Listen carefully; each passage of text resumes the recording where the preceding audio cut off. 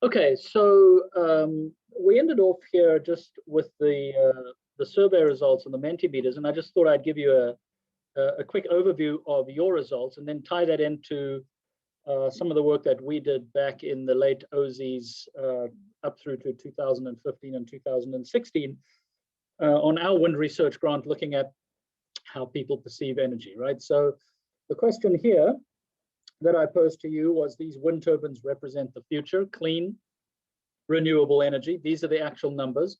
And what I've done is I've lumped the strongly agree and agree as a percentage. 83% of you who answered out of 110 or so agreed or strongly agreed that this represents clean, renewable electricity. 12 of you were unmoved by these wind turbines, and 5% disagreed. The question then that I posed, again coming back to the same landscape, related specifically to aesthetic pollution, and that's the term that we often look at things like turbines or other human-made structures in the environment. These wind turbines are an eyesore, what is otherwise a beautiful landscape. All right, so how's this? So 40% of you agreed or strongly agreed. 42% were, I not really care either way, and 18% disagreed. And I thought that was quite interesting. And that actually is fairly consistent, to be honest, with what we found broadly across the Midwest. A lot of people felt that wind energy, solar energy, but wind in particular, represented a smarter investment in the future in terms of, protecting the climate and being able to provide clean, efficient, safe energy. But when it came to the visual impact that something like a wind turbine has on the landscape, people were less accepting, I suppose. So here are the results from our surveys. And anything in green here, I've just taken selected 4 questions that we asked. Anything in green on these charts represents agreed or strongly agreed. In other words, of about 1,500 people that we surveyed, 18% felt that wind turbines create noise, right? And they do. I don't know if any of you have been close to a wind turbine, but when that blade is moving through the air at about 150 miles an hour, which it is generally moving at when the wind turbine is generating electrons, you can hear them, right? Because it cuts through the air, which is why there is a mandate, a law that you cannot build anything closer than 400 meters to one of these turbines. If you get beyond 400 meters, it becomes very hard to hear anything. About a third of all of the respondents said that wind turbines were unattractive. And in your case, that's pretty close, right? 40% of you felt that they were somewhat of an eyesore on the landscape. And that's quite common in terms of how people respond to these. Almost 20% felt that they were a danger to wildlife, and 23% felt that they were unliable. I got that question a lot when we were working on wind energy. People would drive out to West Texas, the wind would be blowing, and the turbines wouldn't be spinning, right? And there's some specific reasons for that I'm happy to talk about. But at the end of the day, when we started asking questions about acceptance and looking at the motivation for support of a renewable technology like wind, not surprisingly, it came down to money, right? 73% of all our respondents said that the wind farms had created local jobs and had benefited their county. Right? Schools were being built, scoreboards were being built at their high school soccer stadiums, and that they were seeing tangible benefits from bringing a wind farm into their local community. So I thought I'd just set your responses in some sort of context. Now, one of the things that I wanted to talk very briefly about is that third chart that said winds are a danger to wildlife. And this is often one of the cons that I hear out in the public space, right? You hear that all the way from certainly the previous administration, lots of comments about wind turbines killing birds. And I think that this, again, has to be put into some sort of context. So in the top left-hand diagram here is a paper from 2015 that estimated the number of bird deaths in the US relative to wind turbines, power lines, cars, buildings, cats. Okay, so again, this comes down to, when it comes to picking a source of electricity, you have to begin to weigh the environmental impacts and the costs. Now, no one would advocate for what we see on the right. Okay, so this is an eagle that has been killed by a wind turbine, and that does happen. And this has happened in California. That's where a lot of the backlash, if that's the right word, against the wind industry started in the 1980s and 1990s. They were all technology wind turbines that were put in a migratory pathway of the California condor and the bald eagle, right?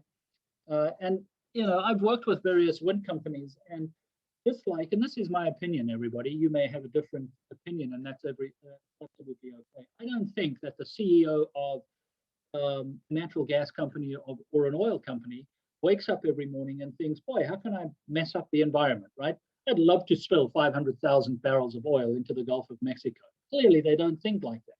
Just like the operator of a wind farm doesn't wake up and think, well, I think I'd like to slaughter some bald eagles today, right?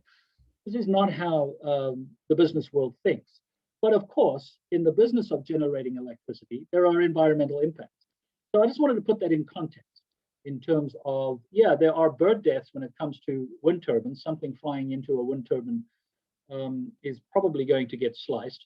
But relative to other human-made structures, it's relative. So let me stop there and see if there are any comments, thoughts, or questions on that. I just think it's pretty funny that cats are killing birds significantly more than any human-made invention or structure. Right. Ironic. Yeah. And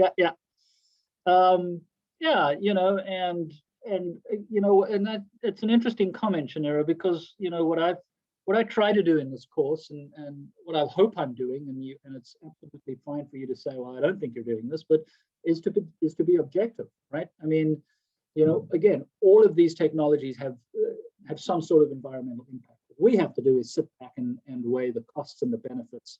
Is it worth? How do we mitigate against bird deaths? How do we mitigate against the impact of wind turbines on bats and so on? So I don't know if there are any other thoughts on that. Yeah, there's something in the chat. Give me 1 second. Okay, from Holly, I find it funny too and sad that some of the people find wind turbines ugly compared to actual pollution like smog, oil, and spills. Yeah, that's a valid point, Holly. I'll never forget, I went out to West Texas. It was near San Angelo, and I was sitting up on one of the mesas. We were interviewing this guy. He was absolutely awesome. And he was not happy, right? He was not happy because he had built his dream house up on an elevated spot overlooking this really cool landscape. And he could see 300 to 400 turbines, right? And we had this long conversation about, the greater good, right? That this wind farm would be reducing carbon emissions by X number of million tons per year. And he was like, well, I get that, right? But I got to look at them, and I don't like them, and I'm not happy. And that's just a very personal, it's a very personal thing. And one of the things that I think is that a lot of environmental people, environmentalists, again, generalization, but let me just get it out there. It's very tempting to look at someone who says that and say, oh, well, you're just a not in my backyard kind of person, right? You're just being selfish, you're being parochial, you're just interested in your view, and you're not interested in carrying, some sort of burden. In his case, the burden was looking at wind turbines. And I don't think that's really helpful in discussing our energy portfolio, looking forward, just to say, well, you're just not a NIMBY person, not in my backyard. Someone else has to bear the brunt. Let me just look at a couple of comments here from Kyle. Eventually, would the birds recognize that the wind turbines are? So that's a really interesting comment, Kyle. Would they be able to avoid them? There's been a lot of work done in Europe, and especially with regard to offshore wind farms between Denmark, Sweden, and the United Kingdom, where there's a lot of good evidence now that the birds do begin to habituate, right? They begin to learn and navigate. One of my colleagues just outside my office here, Dr. Tori Bennett, has done a lot of excellent work with colleagues in biology on the impact of bats and why bats come into contact with wind turbines. But birds do begin to habituate, okay? Yeah, Holly, I agree with you. That's the worst thing that a person can look at. Again, so this is my own personal opinion and perhaps my own personal bias. I look at a wind turbine and I have no problem with it.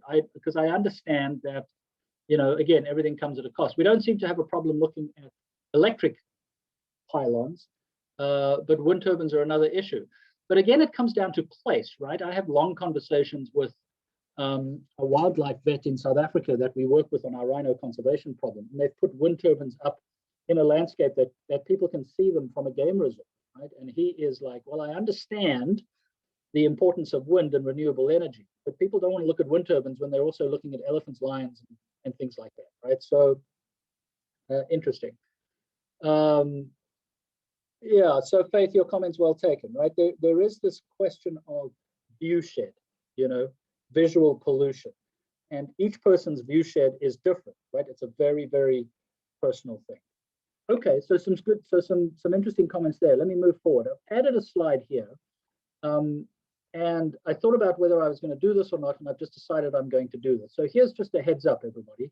I would like you, I expect you to be able to do a very simple calculation in the exam. And the calculation is how many houses can a wind turbine support? Now, forgive me, someone asked me this either last time or the time before, right?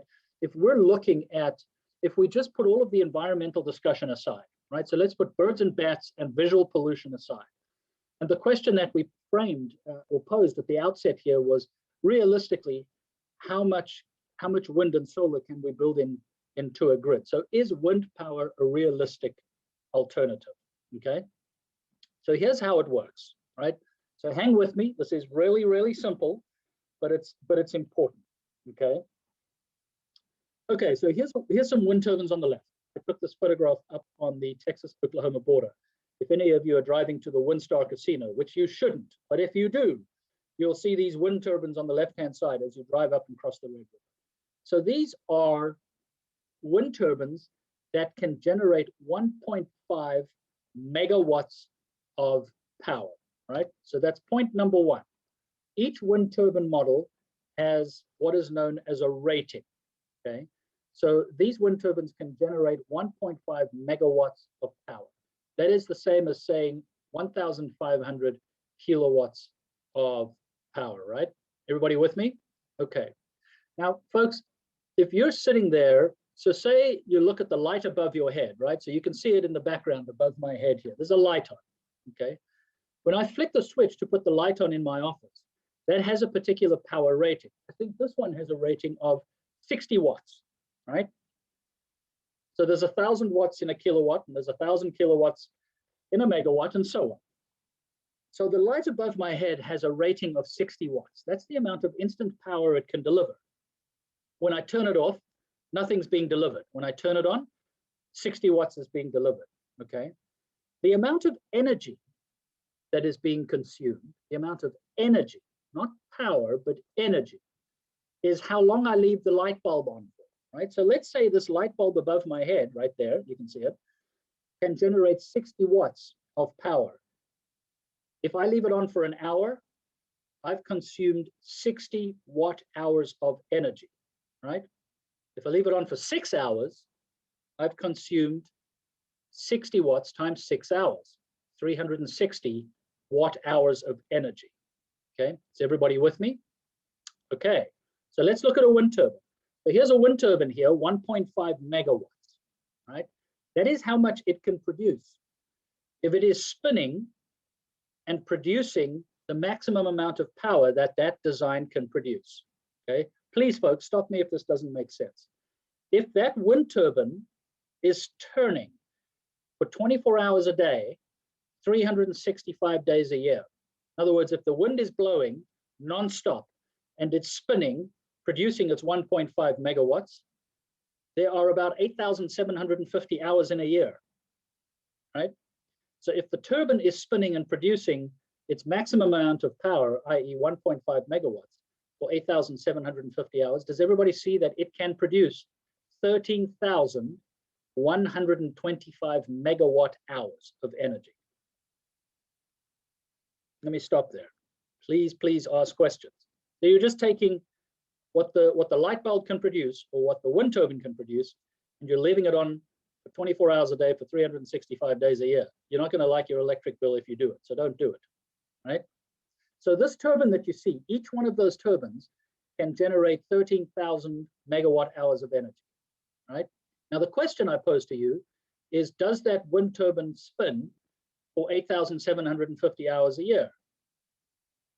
No, right? Because sometimes the wind doesn't blow, and sometimes it only blows a little bit and it's not spinning at its maximum rate, right? So we have, for a wind turbine and a solar panel and a gas-fired power plant, a nuclear power plant, a coal power plant, every one of these technologies, folks, has what is known as a capacity factor, right? The capacity factor is the amount of energy that a technology produces relative to how much it can produce, right? And wind turbines generally have a capacity factor of about 30%, right? Which means sometimes the wind doesn't blow, and sometimes it only blows at 4 meters per second and 5 meters per second, and the wind turbine is spinning up faster and faster. So wind turbines here in the United States, let's say they have a capacity factor of about 30%, which is pretty good. Okay, that's average. In other words, instead of producing 13,000 megawatt hours, it actually produces only 4,000 megawatt hours. Everybody with me? Okay. Then you got to ask yourselves, how much energy does an average American household consume? So it turns out that in 2019, we don't have the 2020 data yet, but in 2019, each American household, on average, consumed about 11.5 megawatt hours of electricity per year. Now you can see where I'm headed with this.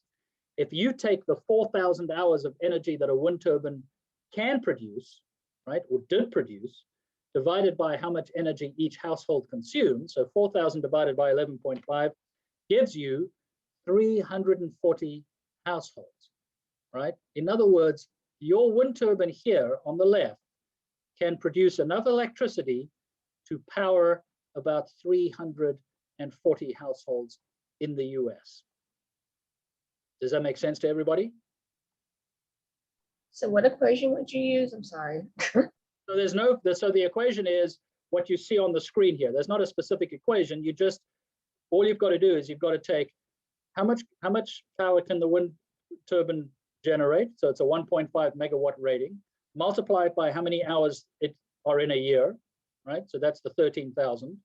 Multiply it by what the capacity factor is, 13,000 times 30%, gives you how much energy that the wind turbine actually generates. And divide that by the consumption of the household. Okay. Question, Courtney, fire away. How many homes in the US are currently benefiting from the windmills, if any, or is their power being used to generate bigger items like power plants and things like that? Excellent question. So wind power is being delivered to the grids, not to power power plants, but to power homes. And at the moment, it's something like 16 million homes in the US, right? Because wind power supplies, in Texas, it supplies 20% of our electricity. Right? In the US, it supplies something like 8% of our electricity. So it is supplying an enormous amount of electricity, okay? Did that answer your question? Yeah, I guess I just don't, like, how would you be notified if you're receiving kind of like free energy? Or, I mean, I pay a good amount, I pay a pretty hefty electric bill, so I don't think I'm on one of those houses, but I'm curious, like, how is it being dispersed? What houses are being chosen? What areas? Like, how are they determining what places get it? Excellent question. Yeah, no, there's no free lunch, Courtney. There's no free electricity. These wind farms are not non-profit organizations, right? So let's just talk about Texas, because Texas has its own grid. Texas is deregulated. There are a whole number of energy companies and power producing companies, right? So Courtney, let's say that you're a wind producer and you have a wind farm, okay? So you then generate electricity and that goes into the grid, okay? So that goes into the overall grid. And then you turn on your lights, right? You flick your light switch. The wind farm, the electrons coming from the wind farm aren't traveling down a grid and coming into your house, right? They're going to a central distribution network, and then the Electricity Reliable Council of Texas and the power producers, they move those electrons around, right? So it's complicated, right? All of the electricity is coming into the grid, So 20% of our electricity is coming into the grid, and some areas use much more renewable than others, right? Does that make sense? Okay, so you, for example, can join Green Mountain Energy, and they are 100% renewable, right? So you're paying Green Mountain Energy, but 100% of the electricity coming into your home is not coming from wind power. If you're signed up for Green Mountain Energy, because if the wind stops, then you're in the dark, right? So it's a managed grid where all of these electrons are coming into the grid at any one time, and then it gets distributed based on the demand. Keegan, question? Yeah, how did you get the 3,938 again? So that's just taking the 13,000 times 30%. Oh, thank you so much. Yeah, what I'll do, folks, is I'll send you out an example. I'll send you out an example and a simplified worksheet, right, on how to calculate this.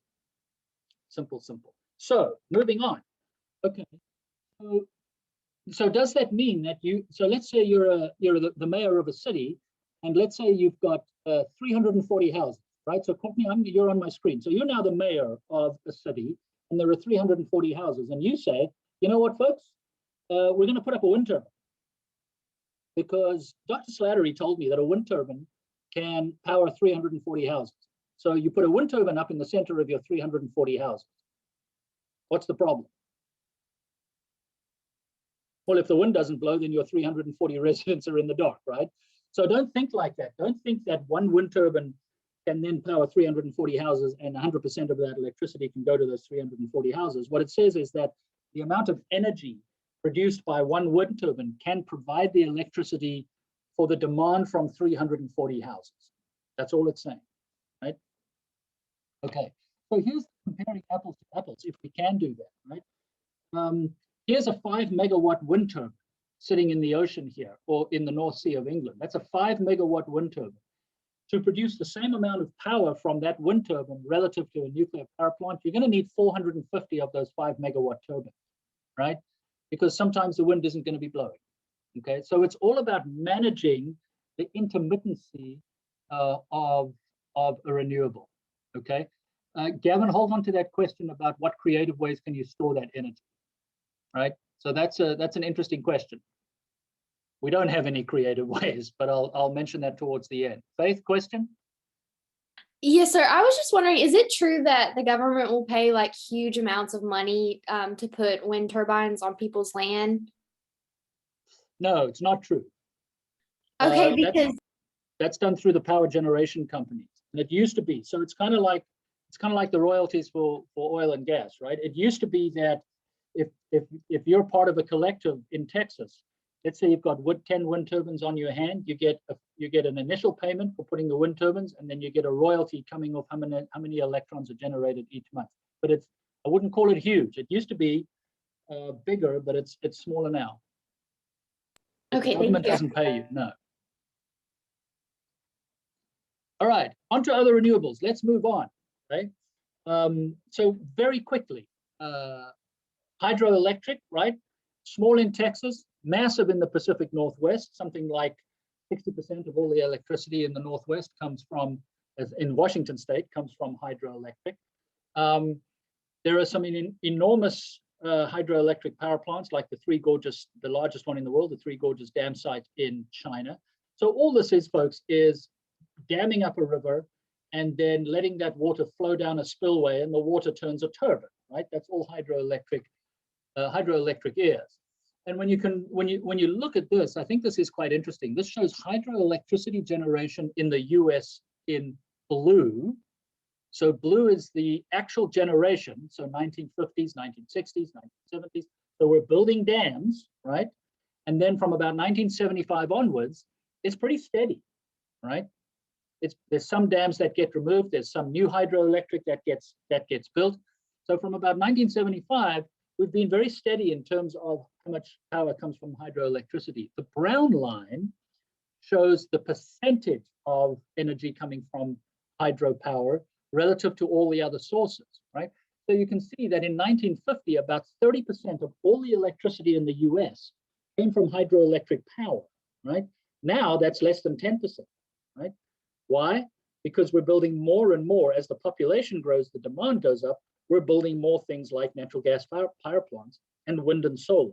So the share of hydroelectrics going down, but the total amount of electricity generated by hydro is about the same. This is the largest one in the US, the Grand Coulee Dam, at about 7,200 megawatts. So the technology is simple and straightforward, right? You dam a river, and then you let that water turn a turbine to create electricity.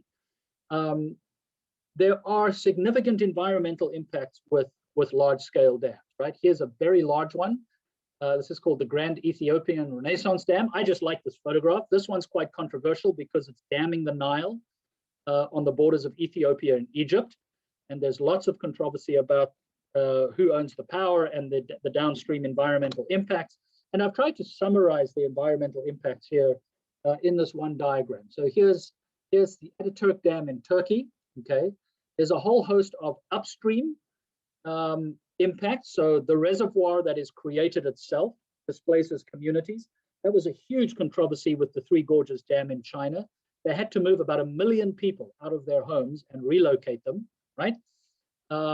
There's all sorts of upstream impacts. There's all sorts of downstream impacts, right? You're disrupting the water and sediment flow. You're reducing biodiversity.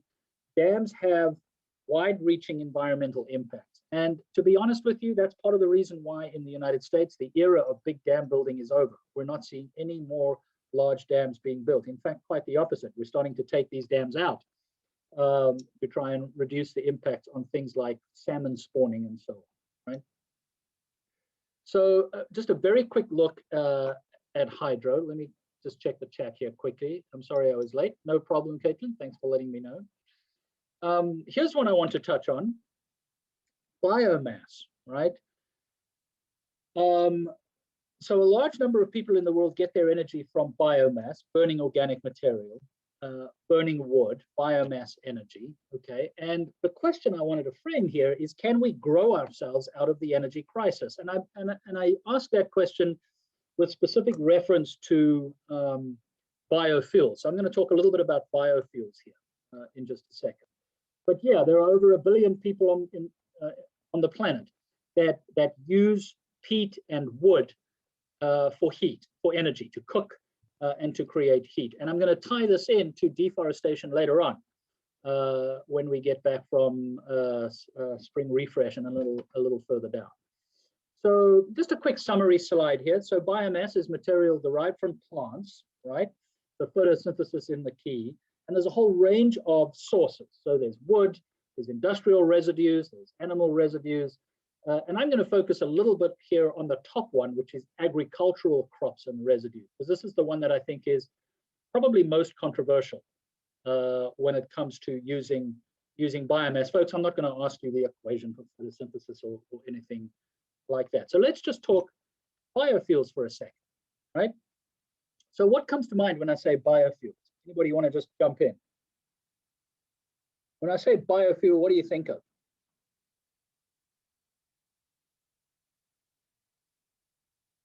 Probably should have asked her. Maybe like fuel derived from like some type of like vegetation. Okay. Yep. Biofuel. For me, nothing, because I don't really know much about biofuel. Cool. I love an honest answer. Excellent. Janira, that's why we're here. Awesome. Okay. If you go and fill your car up, burning wood. Okay, let's talk. Yeah, burning wood. Let's talk about transportation fuels. Ethanol. Holly, talk to me. Yep. I don't really know what it is, but I see it at the gas station. Good. And it says like on my car that I can use it, but I don't know what it is. Yeah. Okay, cool. All right. Sandy says fertilizers. We may touch on that, but let's talk ethanol for a second. Unless you have a Tesla, corn. Yes, Josiah. Is ethanol corn? Indeed. So let's go there, right?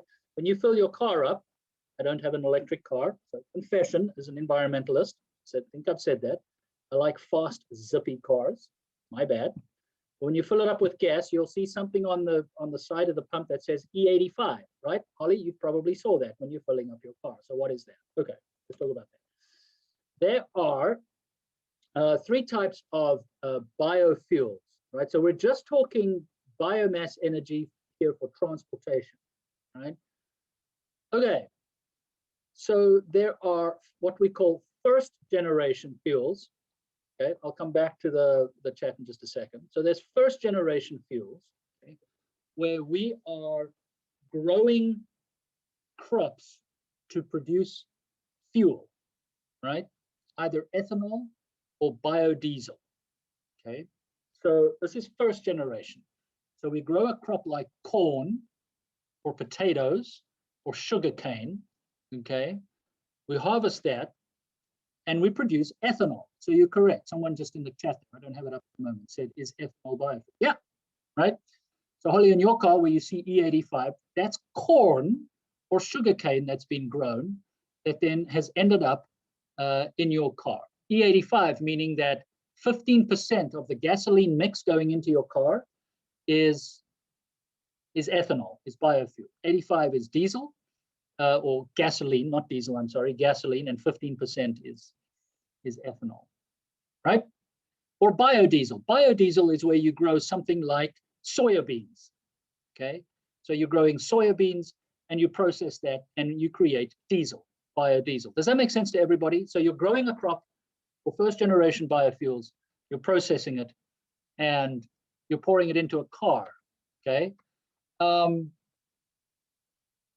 Ethanol in and of itself contains about 70% of the energy of gasoline, right? Biodiesel is much higher, but ethanol has less bang for your buck, right? So if you're going to run a car purely on ethanol, which there are, right?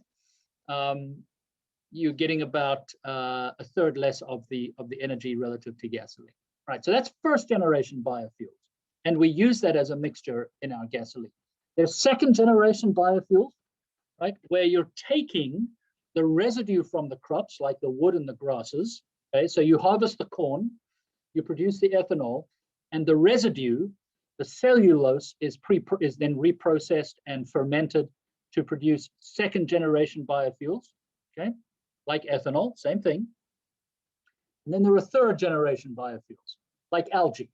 Okay, where you're growing algae, and the oils that are produced in the growth of algae are then used as a fuel.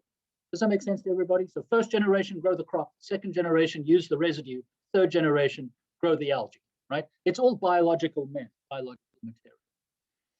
Now, Congress, the US Congress in 2005, gave farmers in the United States a mandate that they could not turn down, right? They mandated that we should be producing, you know, something like 15 billion, 15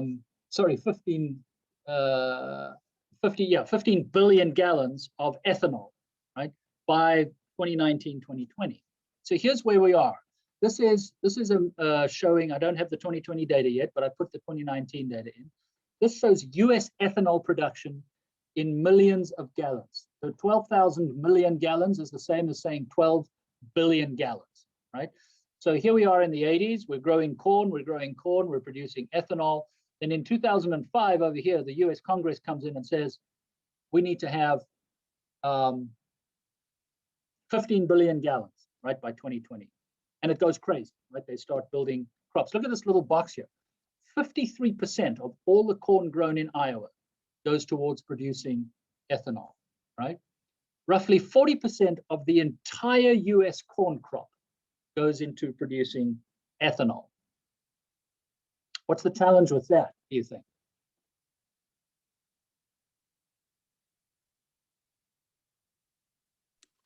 Doesn't it cause like land degradation? If we keep using the soil over and over again, it's going to like land degrade, sorry. Nice, no, Holly, spot on. We're going to tie that in chapter 9, right? If you keep producing the same crop, that reduces the productivity of the crop. We're going to tie that into land degradation later on in the course, right?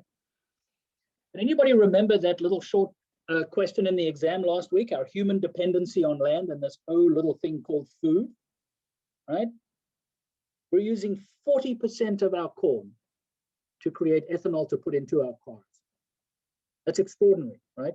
When we're going to need to increase our fruit production worldwide by something like 50% in the next 30 years, right? So that is an environmental, technological, socioeconomic challenge, right? Can we grow our way out of the energy crisis? Probably not, okay? It comes down to land use and agricultural efficiency, okay? Ethanol, look at this little statistic. 420 gallons of ethanol can be produced per acre of corn versus 60 gallons of biodiesel, right? Using soya beans, right? So ethanol is much more efficient, but there's a really uncomfortable truth here, okay? If all the corn and soybean production in America were dedicated to just biofuel production, in other words, we said to the farmers, we're not going to worry about growing crops for food or for cattle or anything. Let's put it all into fuel production, okay? We would only replace 12% of our gasoline consumption. I mean, that's extraordinary. We cannot grow our way out of the energy crisis, okay? We can't. Oh, and then, you know, what about food and water, right? Land, food, and water. I just wanted to put this infographic up here. There's not any, this is just for your reference. I'm not going to ask you any details on this, other than this is one of the most controversial aspects of biofuel, right? Food or fuel. Do we care about putting fuel in our cars, or do we care about feeding people, right? Estimates from the FAO are that about 1 billion people will go hungry, okay, if we just don't do something about biofuels, if we just keep trying to grow our way out of the energy crisis. And remember this little diagram here, I'll just refresh your memories, right? This is land use around the world, cropland in green and pasture, right?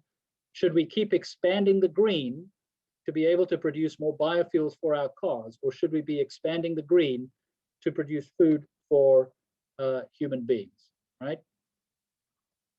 Any comments, thoughts, or questions? And then I'm going to begin to wrap up energy. Let me look at the chat. Nolan, how do you feel about the new nitrogen-powered cars? Do you think it could be something that has potentially to really boom?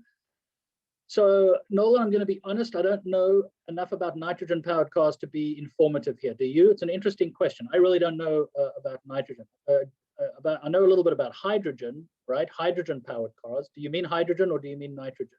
I'm not quite sure. I think I saw nitrogen. I've definitely seen hydrogen as well. Yeah. I know that Lexus and Toyota have recently manufactured cars, and I just saw it because it comes with, I think it actually might be the nitrogen one that you're referring to, but it comes with, there's like a little credit card, and it'll give you like $15,000 worth of nitrogen to fill your car up with, to swipe that credit card through.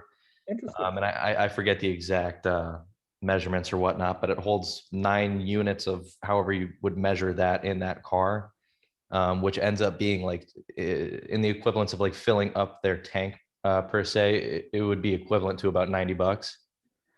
So it's obviously a little bit more expensive, but I saw Right. that there's like some credit or something like that they would give.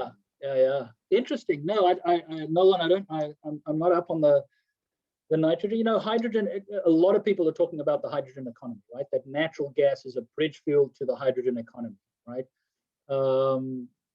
The question is scale. How do we scale that up? It's kind of like the electric situation right now with chargers and electric vehicles, okay? And whether electric cars are green or not, that's another discussion. I can email you folks a really interesting article that came out last week on the New York Times, all right? If you buy a Tesla, that's great. If you're charging your Tesla directly from a coal-fired power plant, that's not so great, right? But I don't know anything about nitrogen, but thanks for raising it. And Courtney, do you think land ownership should be restricted as long as people are starving to death? That's a very tricky question, right? Who gets to restrict land ownership when people are hungry? Okay, I don't know the answer to that. That's a tricky ethical one. All right, so where does this all leave us then? Let me begin to wrap up energy as we hopefully will then move on to air quality, which of course is linked to it, right? So we've talked about fossil fuels, providing energy, electricity predominantly. We've said that the deposits are widespread and extensive, and we're not going to run out of coal anytime soon. But if we don't want coal because of climate, then what's it going to be, right? If we're not going to mine coal and we want to get rid of coal, then let's expand natural gas. Well, if you live in New York, that's a non-starter. All right. If you are anti-fracking, then how are you going to provide electrons? Okay. Well, let's build more nuclear power plants. Well, that might be tricky, right? The economics probably don't work with nuclear in the long run. Now, to be fair, I've only talked about pressurized nuclear reactors, I know there's lots of different types of nuclear that are being worked on, and maybe that will be the solution to the electric crisis.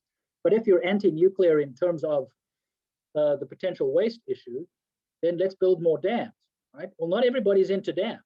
Okay, here is a dam project in Indonesia, and the locals didn't want any part of this dam, even though they need the electrons for electricity. It was going to dramatically disrupt ecosystems, right? So if we don't want dams, let's build more wind turbines. Okay, well, a lot of people don't like wind turbines. Okay, that is why it's really hard, to be honest, and you'll see when we talk about climate change. It's very challenging to create the space where we can sit down as a group, whether it's a class like this, or policymakers, nonprofits, for-profit electric companies, to have a rational conversation, right? A rational, thoughtful, scientifically driven conversation about generating electricity. Guys, we saw that 2 weeks ago during Snowvid.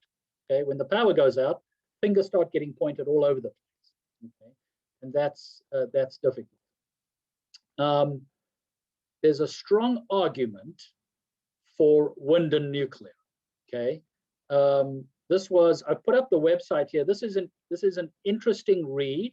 I'm not going to ask you anything in the exam on this article, but if you're interested in this, go and read this. Right, from an electricity standpoint, this article says it's got to be a combination of wind and nuclear. Right, that is the way to save the climate. We have to build more wind farms, and we have to expand nuclear. But what about natural gas? Natural gas is abundant and inexpensive, relatively speaking. Here is a very important diagram, super important diagram, not from an exam perspective, but as the kind of final diagram in the energy conversation here, everybody. These are capacity factors for US technologies in 2019, right? Capacity factors. So what's the capacity factor? Remember, the capacity factor is how much energy a technology can generate relative to how much it actually does generate. Remember wind in our example, I used 30% just to make the calculations simple, but this was wind energy's capacity factor in 2019 in the US. I want you just to look at this and think about this diagram. Nuclear, natural gas, coal, hydro, wind, and solar, just for generating electricity. I don't have biofuels on here because biofuels are used for transportation fuels. US capacity factors. What do you see? Wind literally does nothing. Say again? Wind does nothing compared Wind does nothing? well, compared to everybody else, it's like second to last. Right? And you said last on Tuesday that like only a certain number or a certain area of states really can generate enough wind power to even do anything. Right. So it makes sense. Okay. Okay. So that's a very valid point, right? So this capacity is 35%. And the people who are against renewables, Chanera, I'm not suggesting you're against renewables, but your comment is very valid. And that's what people say. They say, wait a minute, why are we building more wind when we can only generate energy 35% of the time? Why are we building solar when we can generate energy only 25% of the time? Okay, so Chanera, I'm going to turn that on this head. We're not going to build any more wind. We're not going to build any more solar.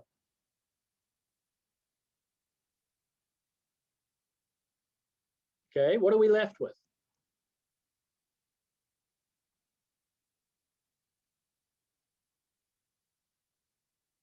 It seems like what's left would have the most damaging impact on the environment if there was an accident. So like the hydropower, I mean, that's damaging, coal's damaging, but nuclear, like what are the effects of, I mean, I know it's like the most efficient power, but you know, if you look at incidences like Chernobyl, like what are the lasting effects of something like that happening? So it's almost like you have to start the transition to solar and wind to eliminate the dangers of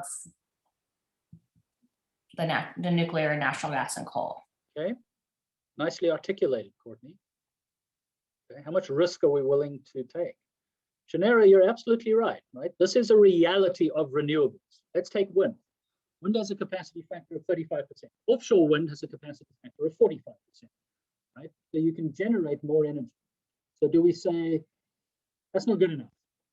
They're intermittent, they're variable, and that's not good enough. So Texas has 20% of its electricity comes from wind. So if we take that off the grid, we've got to find 20% from something else. We are not building another nuclear power plant in Texas anytime soon. It costs $7 to $12 billion to build, and it's going to take 10 years to build, right? So that's off the table in Texas, at least in the next decade. Now we're down to 3. We're not building a dam, not happening. We don't have the rivers and the capacity and the infrastructure to do it. Now we're down to 2.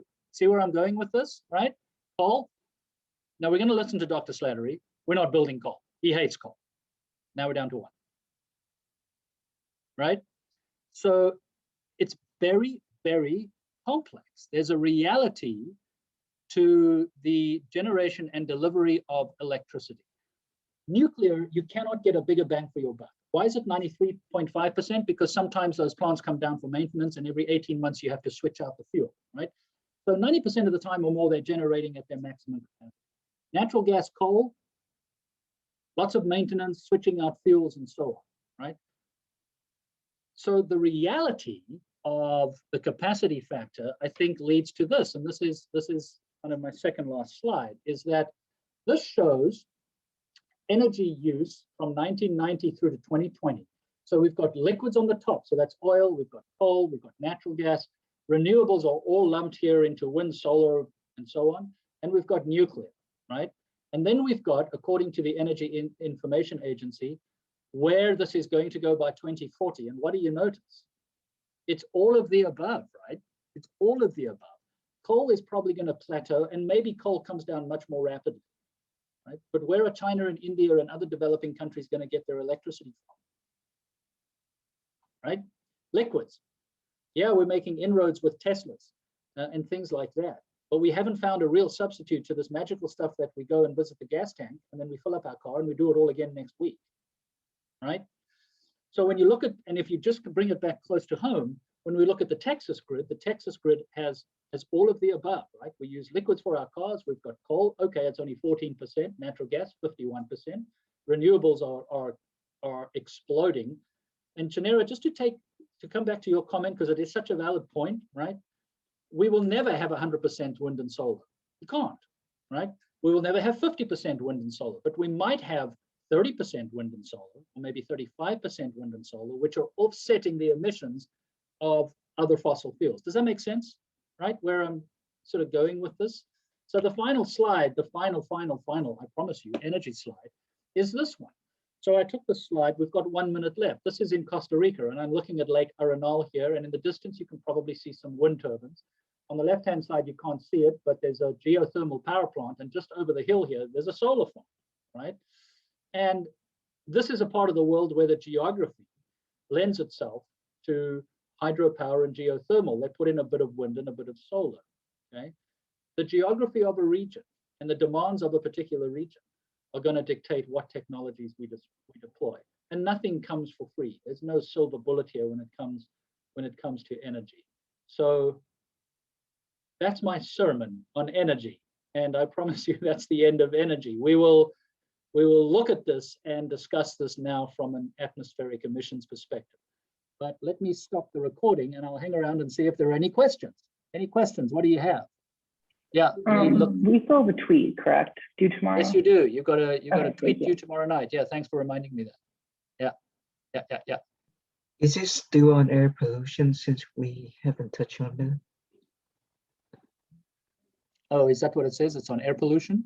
Yeah. Ah, interesting. Let me quickly That's go why and I look was at that. asking. That's because I'm lollygagging here on energy, but that's okay. Yeah, let me quickly go and look at the tweet and see what that's done. I'll give you some feedback in about 10 or 15 minutes as to what that needs to be. Thanks for that. Thank you. Thank You bet, you. everybody. Be safe. Thank you. Thank you. Yeah. Do you responsibly.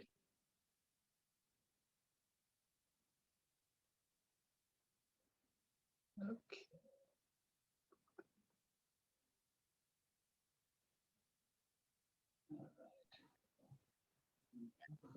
Mr. Slattery. It is me.